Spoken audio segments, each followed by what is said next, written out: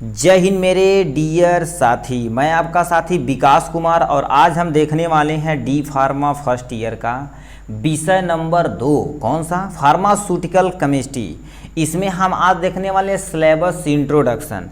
तो हम आपको पहले ही बता देते हैं डी फार्मा फर्स्ट ईयर का ये दूसरा विषय है फार्मास्यूटिकल केमिस्ट्री। जैसे नाम से ही पता केमिस्ट्री, यदि केमिस्ट्री वर्ड जुड़ा है तो समझिए केमिकल से संबंधित हमें बात करनी है। तो इसमें हम आज बात करने वाले सिलेबस इंट्रोडक्शन। इसके पहले आप फार्मास्यूटिक्स का सिलेबस इंट्रोडक्शन वीडियो नहीं देखे हैं तो आप उसे देखिए, नहीं देखे हैं तब भी कोई टेंशन नहीं, ये विषय दूसरा है, वो विषय दूसरा है। इसमें टोटल कितने सब्जेक्ट हैं, क्या क्या पढ़नी पड़ेगी, कितना प्रैक्टिकल कितना थ्योरी, सबसे पहले ही वीडियो बना दिया। हमारे चैनल के प्ले लिस्ट में जाके सब कुछ आराम से देख सकते हैं। ठीक, तो आज हम देखने वाले हैं फार्मास्यूटिकल केमिस्ट्री का सिलेबस इंट्रोडक्शन।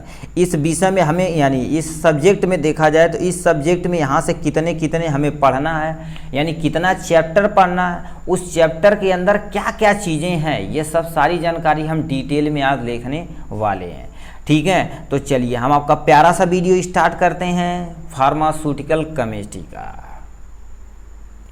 ये है आपके सामने पीडीएफ किसका? फार्मास्यूटिकल केमिस्ट्री का। फार्मास्यूटिकल केमिस्ट्री का यहाँ पीडीएफ अवेलेबल है। ये टोटल देखा जाए कितने घंटे, 75 घंटे आपको पढ़ना पड़ेगा और हर हफ्ते में कम से कम 3 लेक्चर होना चाहिए।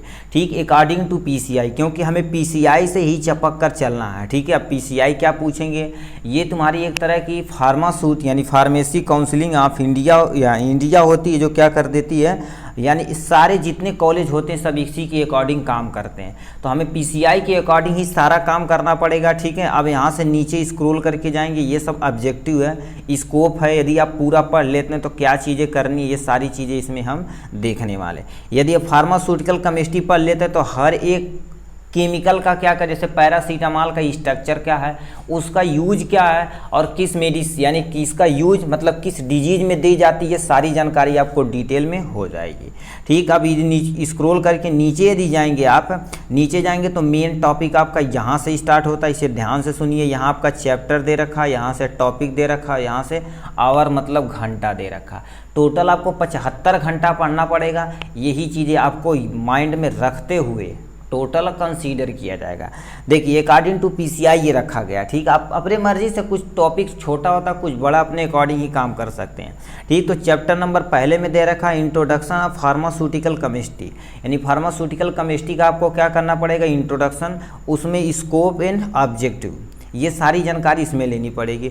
उसके बाद source and type of error आप पढ़े होंगे 11th में या 12 में पढ़े होंगे एरर।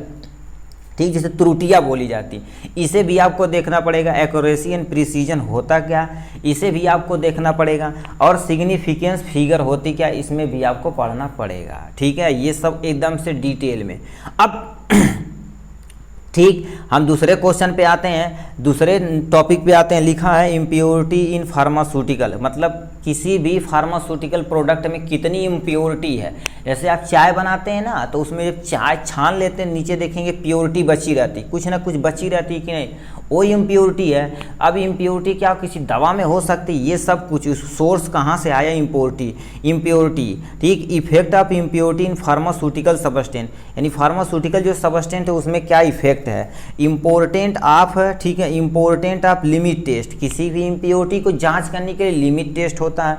अब ये सब चीज़ें आपको क्या करनी पड़ेगी, लिमिट टेस्ट के अंतर्गत देखनी पड़ेगी। और यानी इनका लिमिट टेस्ट का principle and procedure of limit test for किसके लिए करना पड़ेगा, limit test of chloride, limit test of sulphate, limit test of iron और लिमिट टेस्ट ऑफ यानी हैवी मेटल और लिमिट टेस्ट ऑफ आर्सेनिक। ये चारों लिमिट टेस्ट में से कम एक एग्जाम में एज इट इज पूछ दिया जाता है 4 से 5 नंबर में। ठीक है, तो ये आपका इसका हो गया पहला चैप्टर, टोटल 8 घंटे का।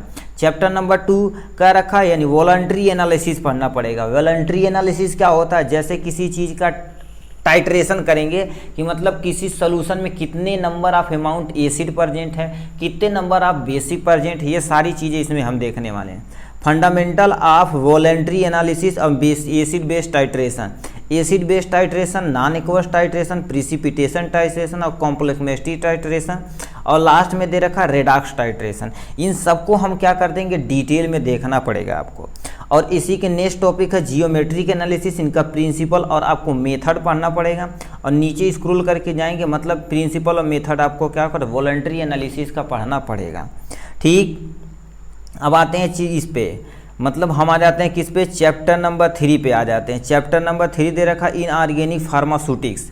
इनऑर्गेनिक फार्मास्यूटिक्स होता क्या है, देखिए इसमें फार्मास्यूटिकल फार्मूलेशन पढ़ना पड़ेगा और मार्केट प्रिपरेशन, स्टोरेज कंडीशन और यूजेज। जैसे मान लेते हैं आपको दुकान पे लेने गए कोई दवा, तो उसका क्या होता है फार्मास्यूटिकल फार्मूलेशन क्या है, उसमें कौन कौन सा फार्मूला ऐड किया गया है, और उसका मार्केटिंग प्रिपरेशन, मतलब मार्केट के दौर पे टैबलेट के फॉर्म में अवेलेबल है कि सॉल्यूशन के फॉर्म में अवेलेबल है कि सिरप के फॉर्म में अवेलेबल है, ये सारी चीज़ें इसमें हम देखेंगे। और उस मेडिसिन को कैसे किस कंडीशन पे स्टोरेज करना उसे देखना है, और उसका यूजेज वगैरह देखना पड़ेगा। इसमें सारी चीज़ें ये इंपॉर्टेंट है। सबसे पहले हीमेटेनिक्स, हीमेटेनिक्स होता क्या है इसके बारे में आपको पढ़ना पड़ेगा। और इनके इतने कंपाउंड है, कितने इतने कंपाउंड है, सबका तुम्हें फार्मास्यूटिकल फार्मूलेशन पढ़ना पड़ेगा, मार्केट यानी मार्केट प्रिपरेशन पढ़ना पड़ेगा, स्टोरेज कंडीशन पढ़ना पड़ेगा और उसका यूजेज। जैसे फेरस सल्फेट पढ़ना पड़ेगा, फेरस फ्यूमरेट पढ़ना पड़ेगा, फेरस अमोनियम सिट्रेट पढ़ना पड़ेगा, और यहाँ से फेरस एस्कॉर्बेट पढ़ना पड़ेगा और कार्बोनिल आयन पढ़ना पड़ेगा। ये सारी चीज़ें आप चिंता करने की बात नहीं, आपको सब कुछ ये सब इजी वे में प्रोवाइड करा दिया जाए, कोई टेंशन नहीं, नाम से नहीं घबराइए। ठीक, अपना भाई है। ठीक, गैस्ट्रोइंटेस्टाइनल एजेंट में पढ़ना पड़ेगा एंटासिड क्या होता है, एल्युमिनियम हाइड्रोक्साइड जेल क्या होता है, और हमारे पास मैग्नीशियम हाइड्रोक्साइड क्या होता है, मेगाल्ड्रेट क्या होता है, सोडियम बाइकार्बोनेट क्या होता है, कैल्शियम कार्बोनेट क्या होता है, और एसिडिफाइंग एजेंट एस्कॉर्बेंट पढ़ना पड़ेगा। प्रोटेक्टिव एंड कैथरिट्स के बारे में हमें डिटेल में देखना पड़ेगा। ठीक है, ये सारी चीज़ें मतलब क्या होगा, गैस से प्रॉब्लम होने वाली चीज़ें हैं। ठीक है, इन सब को बारे में हमें पढ़ना, ये सब मेडिसिन का नाम है, ये सब कैसे याद करना पड़ेगा तब तुम्हें ट्रिक के माध्यम से बता दिया जाए, कुछ करना ही नहीं पड़ेगा। अब यहाँ से आ जाते हैं मेन मुद्दे पे, क्या हो गया ट्रॉपिकल एजेंट। ट्रॉपिकल एजेंट ऐसा एजेंट होता है जो केवल बाहर लगाया जाता है। जैसे फेयर लवली सुने होंगे, लगाते होंगे, नौ में हम सब लोग रहते तो खूब पोती आते थे। ठीक है, कोचिंग वोचिंग जाते थोड़ो लगाते थे, अब समझ रहे कहाँ लगाते हैं। ठीक, अब देखिए टॉपिकल एजेंट सिल्वर नाइट्रेट हो जाएगा, आयनिक सिल्वर हो जाएगा, और क्लोरोहेक्सिनेट ग्लूकोनेट हो जाएगा, और hydrogen peroxide, boric acid, bleaching powder, potassium permanganate, इन सब का क्या करना पड़ेगा, हमें डिटेल में सब कुछ देखना पड़ेगा। ठीक है, अब आ जाते हैं मेन मुद्दे पे, डेंटल प्रोडक्ट में कैल्शियम कार्बोनेट, सोडियम फ्लोरेनेट हो जाएगा, डेंटल क्लीनर हो जाएगा, डेंटल एडहेसिव हो जाएगा, माउथ वॉशेस हो जाएगा। ये सब कुछ हमें देखना पड़ेगा डिटेल में। डेंटल प्रोडक्ट जैसे कैल्शियम कार्बोनेट क्या होता है, इन सब के बारे में पढ़ना पड़ेगा। सोडियम फ्लोराइड क्या होता है, इस सब के, जैसे दांत साफ करते तो उसमें सोडियम फ्लोराइड मिला दिया जाता है, जिससे हमें क्या मिलता है, आराम से हमारा क्या दांत साफ हो जाता है। ठीक है, उसके बाद मेडिसिनल गैस है, जैसे आप गैस हाउस में जाते हो, वहाँ पर जाते हैं इमरजेंसी में ना, तो कहते हैं यार बहुत उनका सांस फूल रहा था, गैस वो लगा दिया गया, ऑक्सीजन लगा दिया गया, तो मेडिसिनल गैसेस हैं। तो उसी को क्या बोलते हैं, इसमें कार्बन डाइऑक्साइड पढ़ना पड़ेगा, नाइट्रस ऑक्साइड और हमारा ऑक्सीजन गैस पढ़ना पड़ेगा। मतलब तीसरा नंबर चैप्टर इंपॉर्टेंट है, इससे क्वेश्चन आते हैं मेजर क्वेश्चन। चौथा नंबर क्वेश्चन क्या दे रखा है, इंट्रोडक्शन ऑफ नोमेनक्लेचर। हाँ, IUPAC नाम पढ़े होंगे इंटर में, उसी को यहाँ पर पढ़ना पड़ेगा। और इसमें हेट्रोसाइक्लिक पढ़ना पड़ेगा। वो तो नॉर्मल एल्कीन एल्काइन, मतलब एल्काइन ये सब नॉर्मल पढ़ रहे थे। इसमें तुम्हें क्या थोड़ा हेट्रोसाइक्लिक पढ़ना पड़ेगा। कोई टेंशन नहीं, भाना भाई ये इजी में फॉर्म में पढ़ाएगा। ठीक है, ये सारी चीज़ें इसमें देखनी पड़ेगी। ठीक, और यहाँ से चैप्टर नंबर 5 जो आपका 9 घंटे में पढ़ना पड़ेगा, ये drugs acting on the central nervous system. ऐसे कौन से ड्रग्स हैं जो हमारे CNS यानी सेंट्रल नर्वस सिस्टम को कंट्रोल करते हैं यानी इफेक्ट करते हैं। तो इसमें सबसे पहले एनीस्थीसिया पढ़ा जाएगा। क्या एनीस्थीसिया क्या होता है, जैसे शून्य का नाम सुने, कहते हैं यार शून्य का सुई लगा कर दिया बहुत तगड़ा, इसको दंतवन भल मर्दी भर होता है ना, इसको वही चीज़ें। ठीक, थियोपेंटाल सोडियम पढ़ना पड़ेगा, केटामिन हाइड्रोक्लोराइड और प्रोपोफॉल पढ़ना पड़ेगा। ठीक, ये सब चीज़ें एनेस्थीसिया के अंतर्गत आती हैं। और यहाँ से दूसरी मेडिसिन, अब इन सब का क्या क्या पढ़ना पड़ेगा, इसके ऊपर पहले हम नहीं बताएं सर, इन सब का क्या पढ़ना पड़ेगा तुम्हें, क्लासिफिकेशन, जैसे एनेस्थीसिया का क्लासिफिकेशन और उस केमिकल का नाम, उस केमिकल का स्ट्रक्चर यदि हमारे सिलेबस में है तो उसे जो स्टार कंपाउंड है उसे आपको याद ही रखना पड़ेगा, क्योंकि एग्जाम में एज इट इज जो पूछा जाता है। ठीक, अब उनका क्या देखो, यहाँ से मार्क हैशटैग यानी स्टार से रखा गया है। यूजेज, स्टेबिलिटी तथा storage condition, different type of the formulation, population, brand. जैसे कोई मेडिसिन पैरासीटामॉल का हमें सबसे पहले क्या देखना पड़ेगा, क्लासिफिकेशन किस कैटेगरी में आता है, उसे केमिकल नेम क्या होता है, ठीक, केमिकल नेम क्या होता है, उसके पैरासीटामॉल का स्ट्रक्चर देखना पड़ेगा, और उसे यूज क्या होती है, और उसको स्टोरेज तथा स्टेबिलिटी क्या होती है, ब्रांड नेम मार्केट में किस किस रूप में अवेलेबल है, ये सब कुछ हमें देखना पड़ेगा इसमें, ठीक। तो इसमें एनेस्थीसिया का जो ये पढ़े हैं इसमें इतने चीज़ें ड्रग्स हैं, ठीक है। और सेडेटिव तथा हिप्नोटिक्स के बारे में आ जाते हैं। सेडेटिव तथा हिप्नोटिक्स में हमें डाइजापाम पढ़ना पड़ेगा, अल्प्राजोपाम पढ़ना पड़ेगा, नाइट्राजाम पढ़ना पड़ेगा, यानी फिनोबार्बिटाल पढ़ना पड़ेगा, ठीक है। ये सब चीज़ें आप सोचेंगे नाम कैसे याद होगा, सब कुछ याद होगा मेरे भाई, आपको सब कुछ याद होगा, ठीक है। इतना चीज़ें पढ़नी पड़ेगी। एंटीसाइकोटिक में आपको इतनी ड्रग्स पढ़नी पड़ेगी। एंटीसाइकोटिक में देखिए हाँ, क्लोरोपोजामाइन, ठीक है, और क्या होगा हाइड्रोक्लोराइड पढ़ना पड़ेगा, ठीक है। क्लोरोमाजापाइन हाइड्रोक्लोराइड पढ़ना पड़ेगा, हेलोपेरिडॉल पढ़ना पड़ेगा, रिस्पिरिडीन पढ़ना पड़ेगा। ये सब स्टार कंपाउंड है, देखिए स्टार स्टार स्टार। सल्फिरिडीन पढ़ना पड़ेगा, एल्पनाजिपिन पढ़ना पड़ेगा, और यहाँ से क्यूटीएनएसपीन पढ़ना पड़ेगा, ल्यूरासिडोन पढ़ना पड़ेगा। ये सारी चीज़ें आपको इसमें एंटीसाइकोटिक के अंतर्गत पढ़नी पड़ेगी, ठीक। अब नेक्स्ट दे रखा एंटी काउंसुलेंट, यहीं दे रखा मिर्गी की दवा, ये सारी चीज़ें इसमें क्या पढ़ना, फिनोटोन पढ़ना पड़ेगा, कार्बाजिपिन पढ़ना पड़ेगा, क्लोराजेपाम पढ़ना पड़ेगा, वल्पोरिक एसिड पढ़ना पड़ेगा, गामा पेंटीन पढ़ना पड़ेगा, और हमारे पास क्या पढ़ना पड़ेगा, टोपीमेराप्टेट पढ़ना पड़ेगा, और यहाँ से दो और है वीगावर्टीन पढ़ना पड़ेगा, और यानी लोमाट्रीजीन पढ़ना पड़ेगा, यानी ट्राइजीन। इतना आपको क्या करना पड़ेगा, पढ़ना ही पढ़ना पड़ेगा, मतलब एंटी काउंसुलेंट ड्रग्स ये है सारी चीज़ें, ठीक है। अब यहाँ से नेक्स्ट पे आते हैं एंटी डिप्रेशन, जैसे बोलते हैं ना गाना भी चला डिप्रेशन में चल जाने वाला भोजपुरिया में, उसी तरह से यहाँ से, ठीक, यहाँ से क्या करना पड़ेगा, इसे आपको पढ़ना पड़ेगा डिप्रेशन में, बोलते हैं ना, ठीक है। वही चीज़ है एंटी डिप्रेशन, मतलब ऐसी दवा जो डिप्रेशन के अगेंस्ट वर्क करती है, एंटी डिप्रेशन कहलाती है। इसमें क्या पढ़ना पड़ेगा, एमिट्रापिटिलीन पढ़ना पड़ेगा, हाइड्रोक्लोराइड यानी इमिप्रामीन हाइड्रोक्लोराइड, और फ्लूजेक्टिन पढ़ना पड़ेगा, एनवेला यानी वेनला फैक्जीन पढ़ना पड़ेगा, ठीक है। ये सब मेडिसिन का नाम है भाव, यानी डुलोजेक्टिन पढ़ना पड़ेगा, सेरिटिलीन पढ़ना पड़ेगा, सीटामाप्रो यानी प्राण पढ़ना पड़ेगा, यानी इसिटालोप्राम पढ़ना पड़ेगा, और क्या होता है फ्लूजामीन पढ़ना पड़ेगा, और हमें पैरोजेक्टिन पढ़ना पड़ेगा। ये सब दवा आपको क्या करना, डिटेल में पढ़ना पड़ेगा, ठीक। जो स्टार कंपाउंड देखिए वैसे ऐसे स्टार जिस पे लगा हुआ है, यहाँ देखिए ये स्टार लगा ना, तो इसी स्टार को हमें टारगेट में रखना है, और सबको तो पढ़ना नॉर्मल, मगर उन स्टार को ज़्यादा हमें प्रायोरिटी देनी है। यानी चैप्टर नंबर 6 में क्या करना पड़ेगा, यानी ऐसे ड्रग्स जो ANS यानी ऑटोनोमिक नर्वस सिस्टम के अंतर्गत हमें कंट्रोल करती है। जैसे इसमें सेरिसिम्पैथोट यानी हाँ काट ये कहीं गूंज दे रहे हैं सर जी, यानी सिम्पैथोमीमेटिक एजेंट होता है, जो डायरेक्ट एक्टिंग करती है उसको दौरान होती है, ठीक। जैसे हमारा सिंपैथिक और पैरासिम्पैथिक होता है उसके अंतर्गत इसमें पड़ेगा नारिपेरिफिनी यानी इपिनिफ्रिन पढ़ना पड़ेगा, इपिनिफ्रिन, और यानी फेनिलिप्रीन के बारे में पढ़ना पड़ेगा, ठीक है। और नीचे स्क्रॉल करके जाएंगे, यहाँ से भी बहुत सारी दवा है। जैसे क्या हो गया, यहाँ से दूसरा यानी डोपामीन पढ़ना पड़ेगा। डोपामीन ये हमारे अंदर कहाँ से सर रहा होता है, ये सब चीज़ें आप डिटेल में पढ़ना पड़ेगा, ठीक। टर्बुटालीन पढ़ना पड़ेगा, सल्बुटामॉल पढ़ना पड़ेगा, ठीक। नेफिजोलिन पढ़ना पड़ेगा, टेट्राहाइड्रोजीन पढ़ना पड़ेगा। वो सब डायरेक्ट। अब यहाँ से कुछ मेडिसिन है इनडायरेक्ट एक्टिंग काम करती है, जैसे क्या होगा हाइड्रोक्सी एम्फिटामिन पढ़ना पड़ेगा, और डियोफेडिरिन पढ़ना पड़ेगा।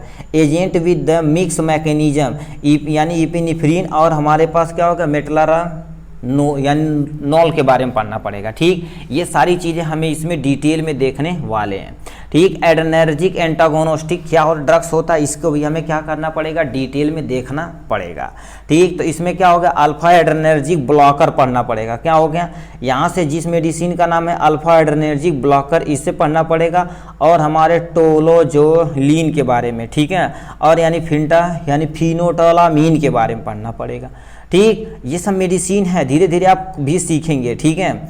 थोड़ा सा देखिए, यहाँ से हम थोड़ा सा तेज़ी से चलते हैं, ठीक है। हाँ, यहाँ तक हुआ था।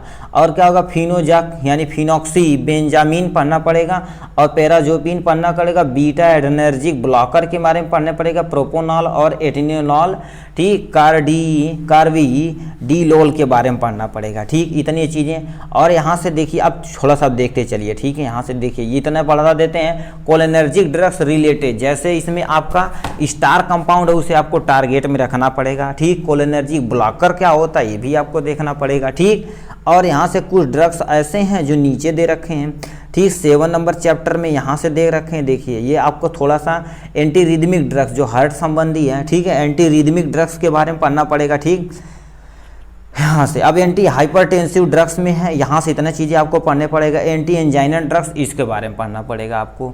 ठीक, यहाँ से आप नाम देख सकते हैं, यहाँ से चिपका दिए गए, सबको डिटेल में कर करके देखा जाएगा एकदम ईजी तरीके से। अब ये सिलेबस इंट्रोडक्शन वीडियो है।